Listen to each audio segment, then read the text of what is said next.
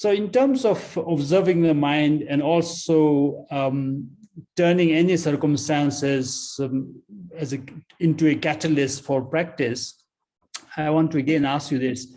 In your book, you talk about silk versus sandpaper to polish a piece of wood. You're 12 years in the retreat. Sometimes when I think about 12 years you spent, I also think about Asanga's time worshipping Maitreya and how after so many years, he actually didn't get a vision of Maitreya until he went out and saw this old dog with the maggot in the wood. And out of compassion, he sort of tries to help the dog. And that's when he really sees Maitreya. So in Asanga's case, it was really that compassion that removed much of his obscuration. In your case, now you left this retreat life of a recluse and then went on to be an institution builder of sort and a globetrotter. Which of these two is better in terms of refining your sort of meditation experience or your spiritual transformation? You know, Karma, I think both are useful. I mean, when I came out of retreat, I went to Italy, to Assisi, to the hills above Assisi, and I tried very hard to go back into retreat again. Someone started building a house, then there were some ownership problems and they had to dismantle it. I went into a retreat in a very remote place and became so ill I could hardly move and I had to crawl across the ground. I tried retreat somewhere else, and then again, tremendous obstacles. There were so many obstacles to being in retreat that I said to the Buddhas and Bodhisattvas, okay, if I'm not meant to do retreat, then what?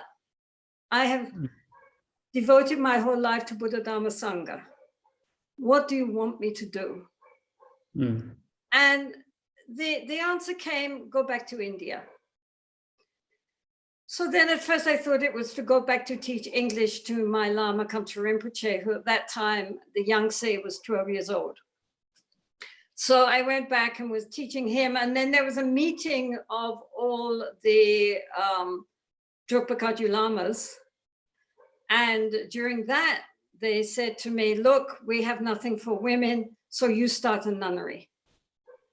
And I remembered that the previous Kamtrul had said, I want you to start a nunnery.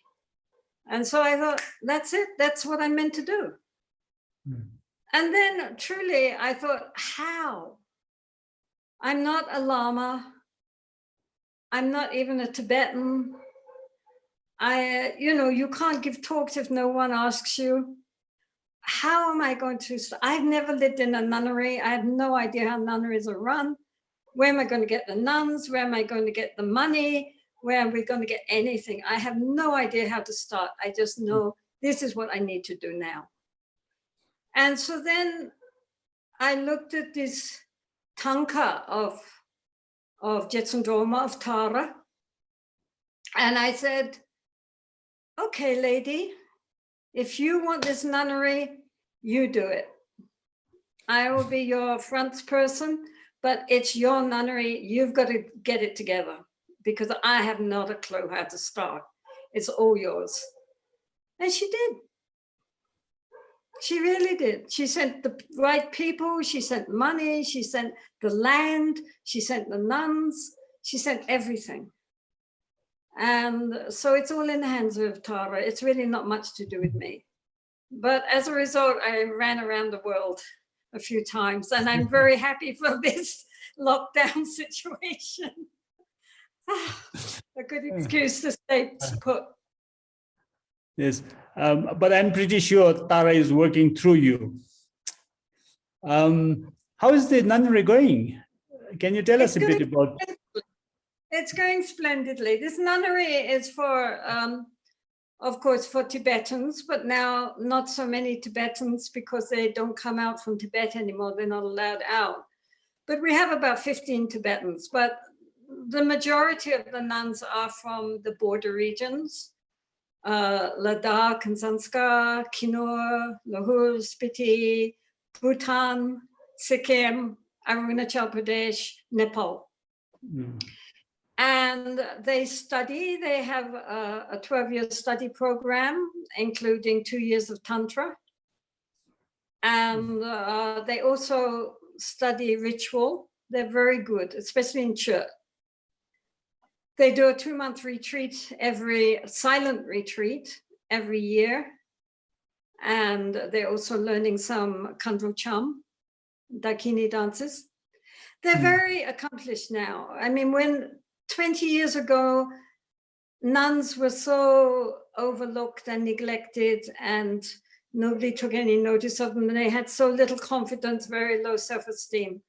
Nowadays, nuns are so different. Even in Bhutan, nuns have come like anything, thanks to Dr. Tashi Zangmo and others. And the Queen Mother, of course, has been wonderful. And nuns are coming up, you know. And I think, to my mind, this is an enormous gift to the Dharma. You know, nobody loses, everybody gains.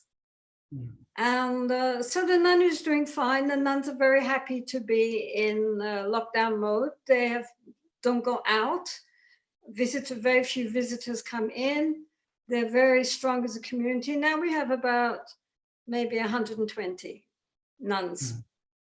And they're all studying, or some of them, the graduates, are teaching. Now most of our teachers are nuns.